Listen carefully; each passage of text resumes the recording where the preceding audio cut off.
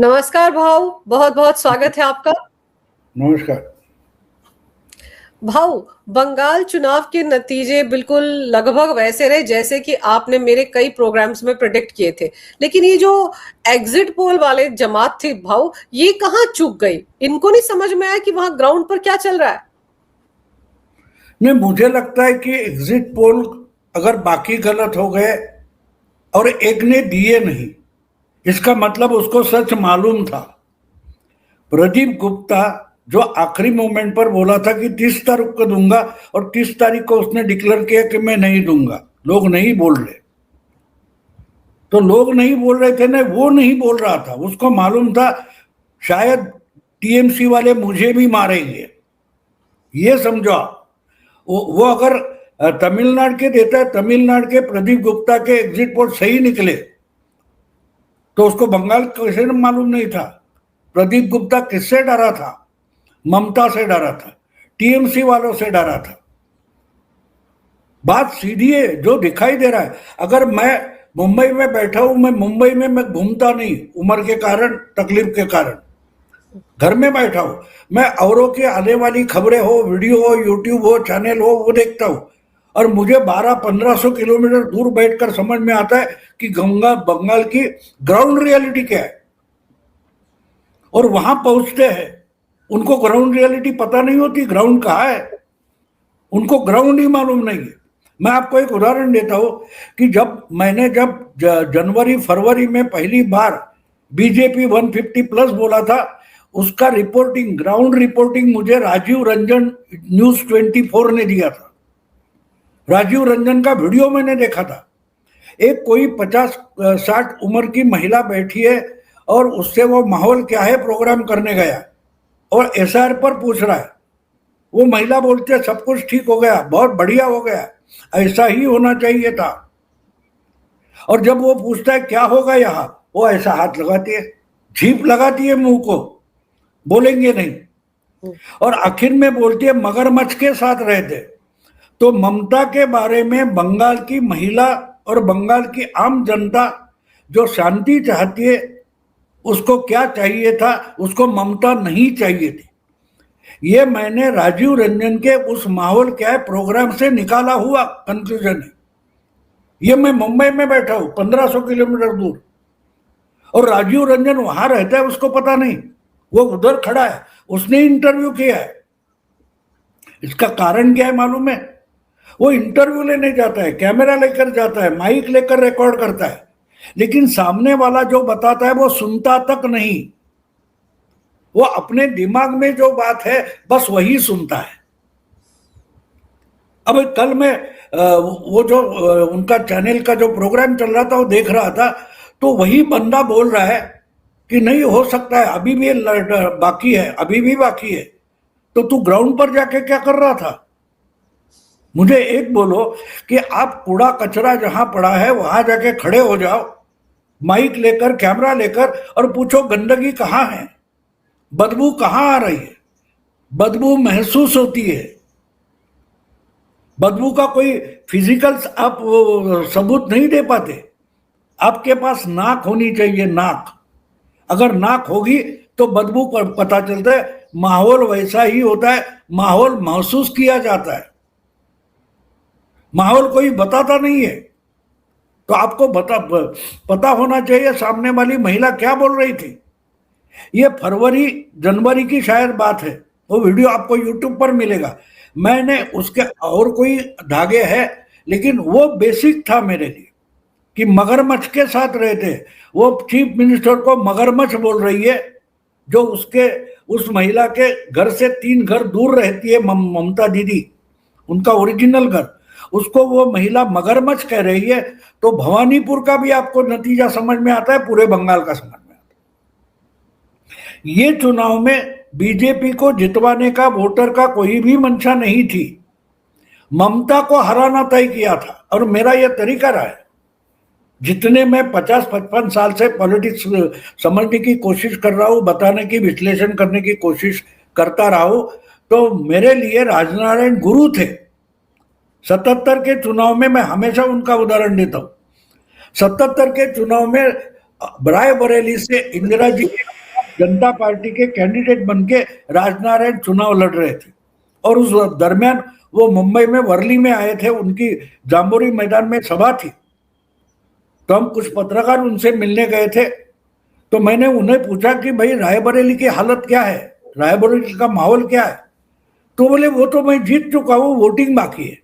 तो मैं हंस पड़ा, अब वोटिंग बाकी है, कैसे जीत गए। मैंने कहा वो थोड़ा गुस्सा नहीं हुए, उन्होंने मुझे उपहासात्मक भाषा में बोले, बच्चे हो अभी, राजनीति बहुत समझनी है तुम्हें।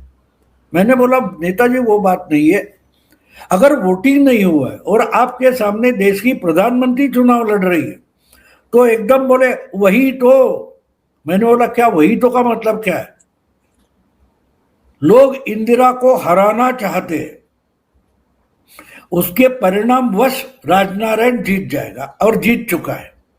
लोग राजनारायण को जिताना नहीं चाहते, लोग जनता पार्टी को लाना नहीं चाहते, लोग इंदिरा को हराना चाहते हैं, हटाना चाहते हैं। तो मैं गांव गांव घूमकर हाथ जोड़कर रिक्वेस्ट करूंगा, मुझे हरा दो, मुझे वोट मत दो, फिर भी मैं चुन कर आऊंगा। वही रिपीट बंगाल में हुआ है। लोग ममता को हटाना चाहते। अब सोचो कि हटाना चाहते, क्यों हटाना चाहते। क्योंकि ममता ने बंगाल के महिलाओं के लिए बहुत एक बढ़िया पैकेज दिया था कि हर एक को 15 लाख दूंगी, लेकिन उसके लिए तुमको गैंग रेप के लिए तैयार होना पड़ेगा। जो लड़के तुम पर गैंग रेप करेंगे हम उनको बचाएंगे, और बदले में तुमको 15 लाख रुपए तुम्हारे फैमिली को देंगे। तुमको गैंग रेप सहना है या तो मर जाना है। इसको पैकेज बोलते हैं। पिछले 1-1.5 महीने से मैं जो विमर्श सुन रहा हूं, चुनाव के बारे में डिबेट सुन रहा हूं, ममता का सबसे बड़ा स्ट्रांग पॉइंट महिला वोटर है। किस लिए भाई, रेप के लिए। ममता की ऑफर क्या है। बंगाल की अगर महिला बोल रही है कि सबसे बड़ा मुद्दा क्या है, तो महिला सुरक्षा। और महिला सुरक्षा के बारे में ममता ने क्या बोला है, क्या किया है कि 15 लाख रुपए देंगे अगर गैंगरेप हुआ तो। और 8 बजे के बाद महिला लड़कियों ने घर से बाहर नहीं निकलना चाहिए। ये ममता ने ऐसा पैकेज दिया है कि पूरे बंगाल की महिला खुश हो गई और वो ममता की स्ट्रांग सपोर्टर बन गई। ये अगर मीडिया का विमर्श था तो मीडिया को पता नहीं है कि बंगाल है कहां। समझिए, उनको पता नहीं है बंगाल है कहां, बंगाल क्या है वो पता नहीं। बंगाल में महिला पुरुष बच्चे क्या रहते क्या करते इसका भी जिसको पता नहीं, वो पिछले 2 महीने से एनालिसिस कर रहे थे चुनाव का, तो वो गलत साबित होना था। अगर मैं यहां बैठे तुम्हारे बच्चे के बारे में कुछ एनालिसिस करो तो सरासर गलत होगा। मैं उससे मिला तक नहीं हूं, मैंने उसको देखा तक नहीं है, वो कौन सी कक्षा में है या कौन सा कोर्स कर रहा है मुझे पता नहीं, और उसके बारे में अगर मैं ज्ञान देना शुरू कर दूं तो सरासर गलत साबित होगा। और वही बिल्कुल पिछले 2 महीने से मीडिया में चल रहा था। बंगाल का वोटर क्या करना चाहता है ये वहां जाकर महसूस करना चाहिए। अगर लोग बोल रहे हैं कि बोलेंगे नहीं, तो मतलब क्या है। बोलेंगे तो डर किसका था। ममता के सपोर्ट में बोलने का डर तो था नहीं किसी को। तो जो बोलना नहीं चाहते वो साफ साफ बोल रहे कि हमको ममता को हटाना है। मैं बार बार इस तुम्हारा हो या और बहुत सारे यूट्यूबर्स के साथ बोलता था, तो मैंने बोलता था बड़े बड़े सिग्नल आते हैं, आपकी आंखें खुली होनी चाहिए, कान खुले होने चाहिए, दिमाग खुला होना चाहिए। धुरंधर फिल्म का गाना है, आधी बातें आंखें बोले बाकी आधी खामोशी कह दे। बंगाल का चुनाव इस एक लाइन में आया है। लोगों की आंख, वो बॉडी लैंग्वेज बोल रही थी कि ममता को हटाना है, लेकिन हमको वो देखना नहीं है, हमको वो देखना नहीं है। हम रटे रटाए जो डायलॉग है सेक्युलरिज्म के या जो कुछ है लिबरलिज्म के, वो रटे रटाए डायलॉग बोल रहे थे, और हमको पता नहीं कि बंगाल में क्या चल रहा है। सीधी बात है, सीधी बात है। एक बात समझो जो तुम्हें, अगर तुम्हारा बच्चा है 4 साल का, किसी ने देखा है और वो आगे चलकर अमेरिका चला गया, लंदन चला गया।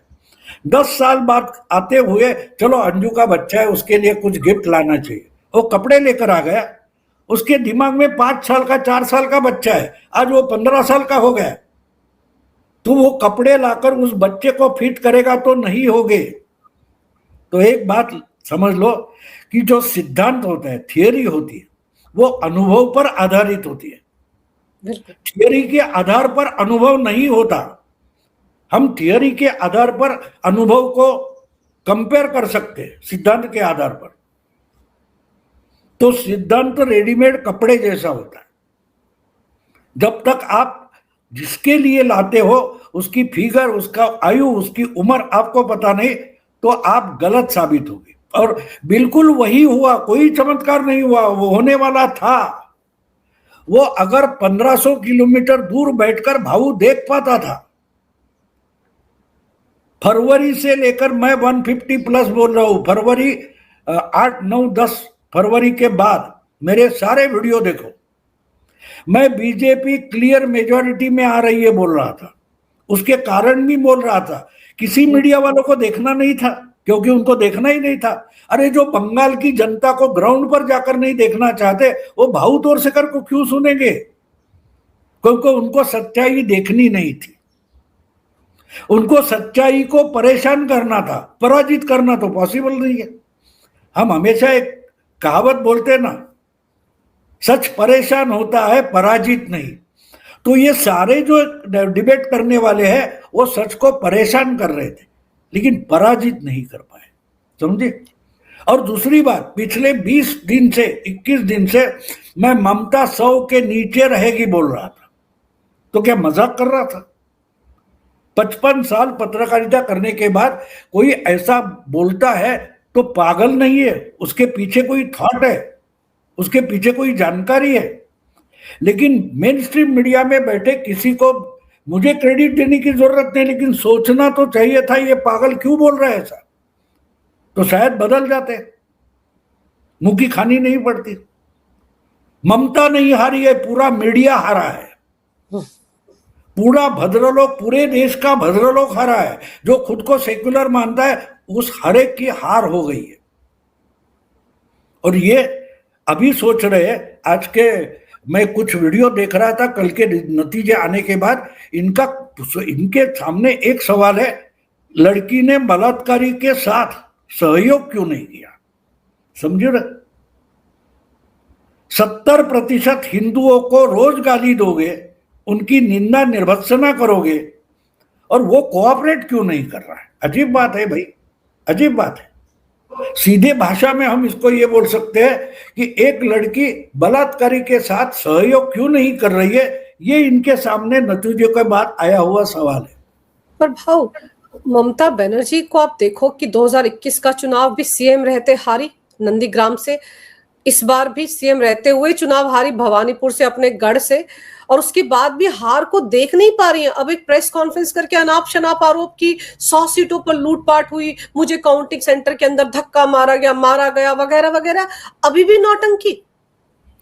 नहीं, वो होता है। देखो अंजू, एक बात होती है, आप झूठ बोलकर लोगों को कुछ समय के लिए उल्लू बना सकते हो, लेकिन ऐसे ऐसे लोग समय, आपके घर में बच्चा है तो थोड़ा मोदा इधर उधर का झूठ बोलता है, हम एंजॉय करते हैं ना, बच्चा है बोलेगा, थोड़ा झूठ बोलता है इधर उधर, हम मान लेते हैं। लेकिन आगे चलकर वो झूठ बोलने लगा तो थप्पड़ लगाते है ना, क्योंकि वो जिंदगी खराब ना कर ले। लेकिन एक बात हो जाती है, अगर उसके झूठ मूठ को आप आगे भी उसकी पीठ थपथपाते रहो तो पूरी जिंदगी बर्बाद हो जाती है, और उस बच्चे को समझ में नहीं आता कि क्या हो गया। एक कहानी आपने सुनी होगी, बहुत पुरानी, हम बचपन से सुनते आए, कि एक ऐसा बच्चा था, उसके सब जो खुरापति होता वो सब माँ उसकी डिफेंड करती थी, और एक दिन आगे चलकर वो बड़ा गुनहगार बन जाता है, अपराधी बन जाता है, और उसको फांसी की सजा होती है। और जज पूछता है तुम्हारी आखिरी इच्छा क्या है? वो बोलता है मुझे माँ से मिलना है। तो जज बोलता है ठीक है, उसकी माँ को लेके आओ। उसकी माँ को लेके आते हैं तो वो माँ को गले मिलता है, और माँ का कान ऐसे काटता है कि मतलब तोड़ ही देता है। बोलता है सही समय पर इसी कान ने लोगों की बात सुनी होती तो आज मुझे फांसी नहीं होती। ममता वो बच्ची है जो अपने माँ का कान काट रही है, समझे? उससे ज्यादा कुछ, क्योंकि अब झूठ पर उसका विश्वास बैठ गया। जो लोगों को उल्लू बनाने के लिए वो झूठ बोल रही थी, लोग तो समझ गए। ममता वो समझ नहीं पा रही है कि वो सरासर झूठ बोल रही है। उसको समझ में नहीं आता कि लोग झूठ को सच क्यों नहीं मान रहे। उससे ज्यादा कुछ नहीं। भाऊ, आपको लगता है कि सारे हिंदू तो इकट्ठे हुए ना ममता को हराने के लिए, सही, बीजेपी के पाले में आने को सही, लेकिन पहली बार बंगाल में हिंदू वोटर जो है वो कंसोलिडेट हुए।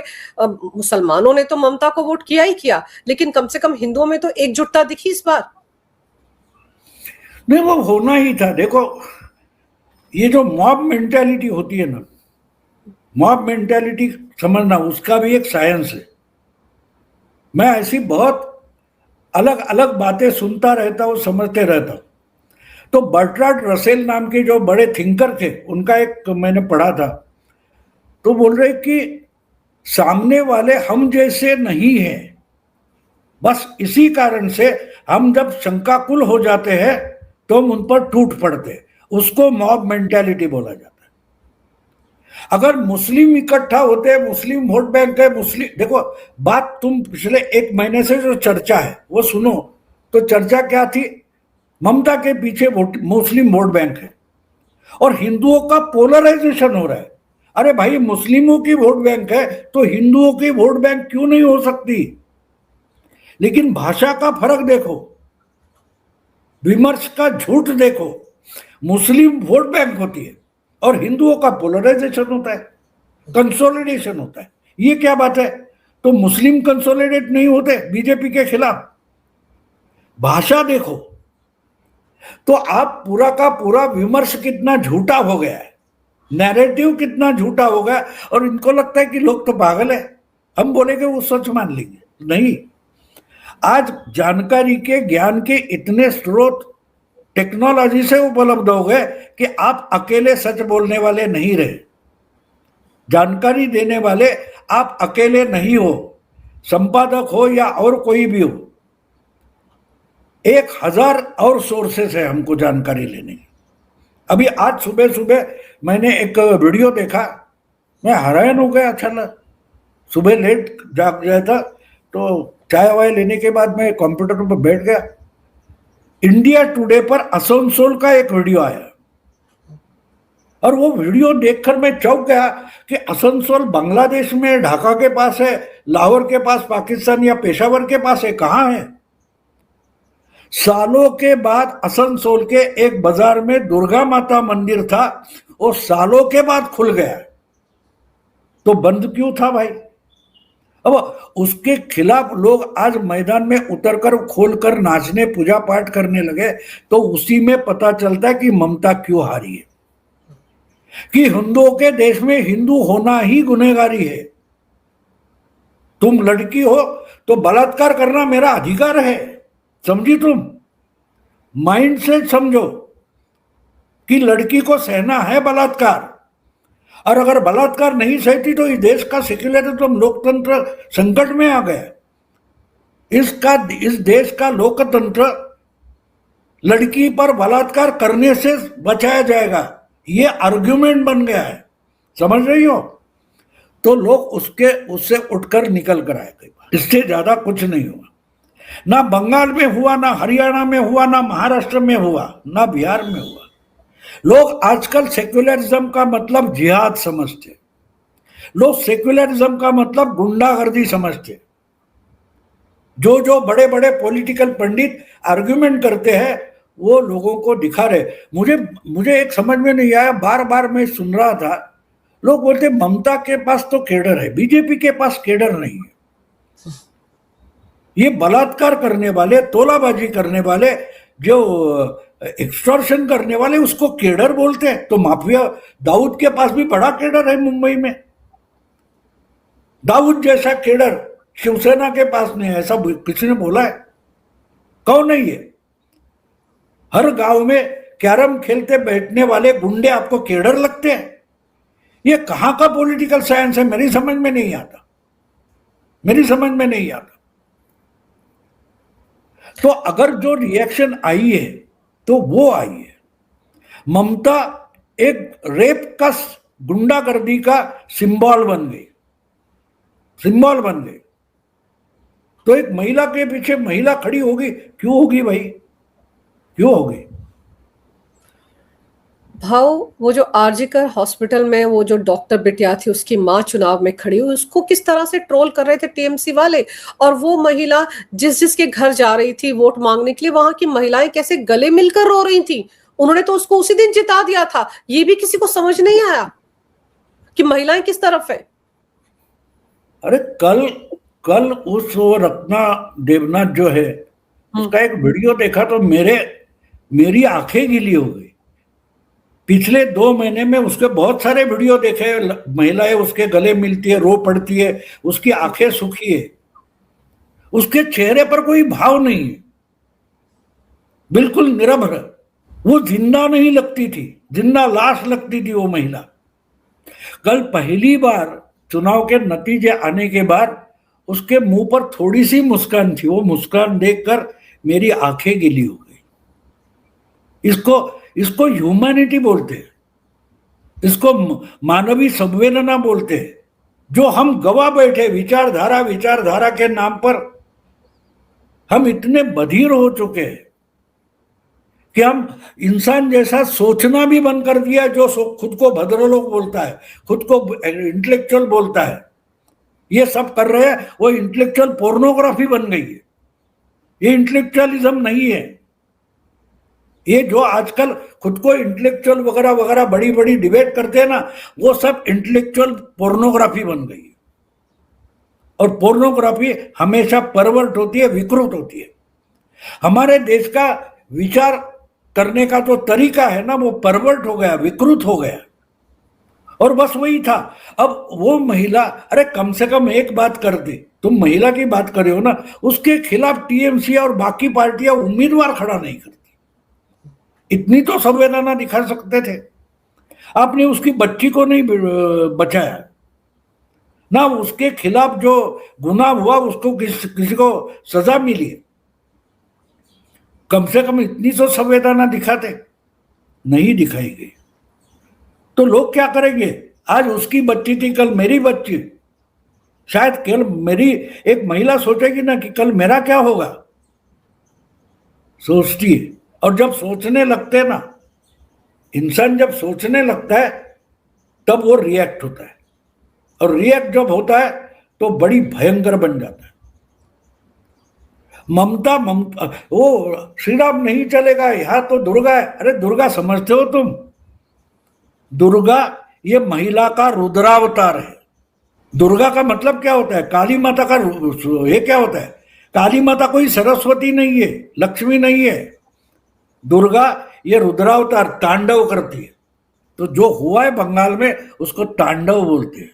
और वो सब महुआ मोहित्रा हो या कोई सियोनी घोष हो, ये सब मायावी राक्षसिनी थी।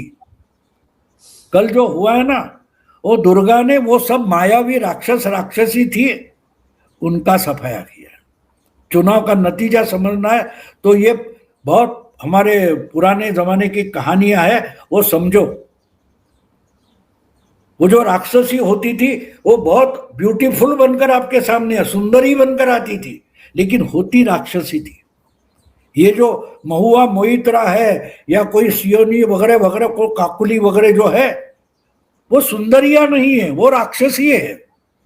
बंगाली जनता ने खुद दुर्गा होकर दिखा दिया, बंगाली महिला ने, कि तुम राक्षसी हो, हम पहचान गए। इतने दिन भूल गए थे कि तुम सुंदर दिखती हो, सुंदर कपड़े पहनती हो।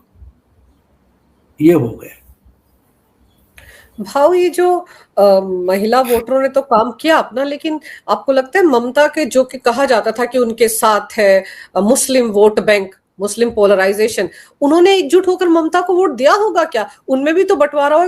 पिछले चुनाव में तो कांग्रेस को 1 सीट नहीं थी, इस बार तो 2 सीट आ गई उनको भी, और लेफ्ट को भी मिल गई 2 सीट। नहीं, कांग्रेस के तरफ या स्लेब के तरफ मुस्लिम वोट गया वो छोड़ दो। बहुत सारा मुस्लिम वोट और पर्टिकुलरली मुस्लिम महिला का वोट भी बीजेपी को मिला है, ऐसे मैं मानता हूं, क्योंकि वो भी महिला है, उनकी भी बेटियां है। बिहार चुनाव के समय वो जो राजीव रंजन, मैंने शुरुआत में बोल दिया, वो कुछ स्कूली बच्चियों के साथ बात करता था, तो वो बाकी सारे यूनिफॉर्म में बच्चियां थी, तो वो सब बोल के राहुल गांधी पर पूछा, मोदी पर पूछा, नीतीश पर पूछा, और जब तेजस्वी पर आ गया तो वो बच्चियां बोली नहीं नहीं नहीं नहीं, नहीं तेजस्वी नहीं चाहिए। तो बोला क्यों? नहीं, हमको भी 4 बजे के बाद बाहर निकलना है। अब ये मैंने देखा तो मेरा दिमाग चल पड़ा, ये तो बच्ची है, ये तो वोटिंग के लिए नहीं जाओगे, 12-15 साल की तो बच्ची है, लेकिन वो बोल रही है कि हमको तेजस्वी नहीं चाहिए, शाम को 4 बजे के बाद भी घर से बाहर निकलना है। इसका मतलब इनके घर में इनकी माँ, बुआ, मौसी क्या बोल रही हो पता चलता है।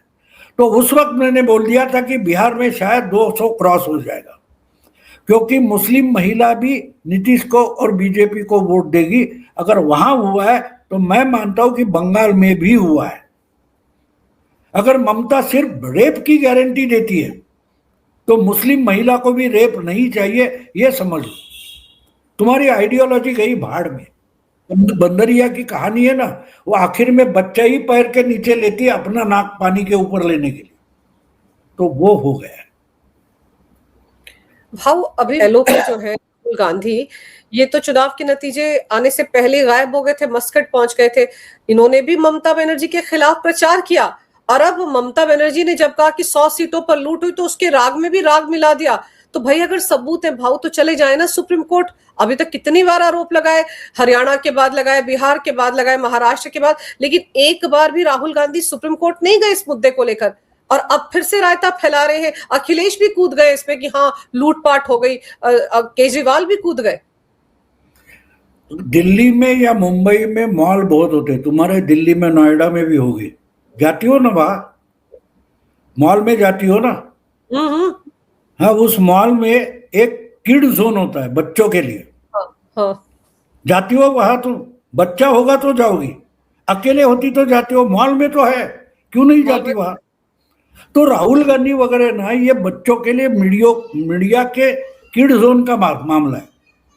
कोई सीरियस नहीं ले लेता, सिर्फ मीडिया वाले लेते, आम जनता नहीं लेती। वो मीडिया के लिए बोलते, मीडिया के जो बच्चे उनका लिए राहुल गांधी एक खिलौना है, किड जोन है। तो वो वहां जाएंगे, क्या मतलब है? भूल जाओ, उस पर बातें ही करना बंद करो। आम जनता ने राहुल गांधी की तरफ मुड़कर देखना बंद किया, और अगर राहुल गांधी को कांग्रेस नहीं हटाती तो कांग्रेस के तरफ भी पीठ करके लोग चल पड़े। लोगों को राहुल गांधी वाली कांग्रेस नहीं चाहिए, तो हमको भी उधर देखने की कोई जरूरत नहीं, वो बकते रहे जो कुछ बकना है। उस पर मैं मेरी ऊर्जा खराब नहीं करता। आप बिल्कुल सही कह रहे हैं भाव। आज की तारीख में जनता के बीच में ना कोई राहुल गांधी को पूछ रहा है, ना कोई अखिलेश यादव को, ना कोई केजरीवाल को। तो ऐसे में अगर बीजेपी का मुकाबला करना है आने वाले चुनावों में, तो विपक्ष को भी एक नई रणनीति लेकर आना होगा। भाव, आपने समय निकाला, इस विषय पर बहुत अहम जानकारी मेरे दर्शकों को दी। आपका बहुत बहुत धन्यवाद। नमस्कार, जय हिंद।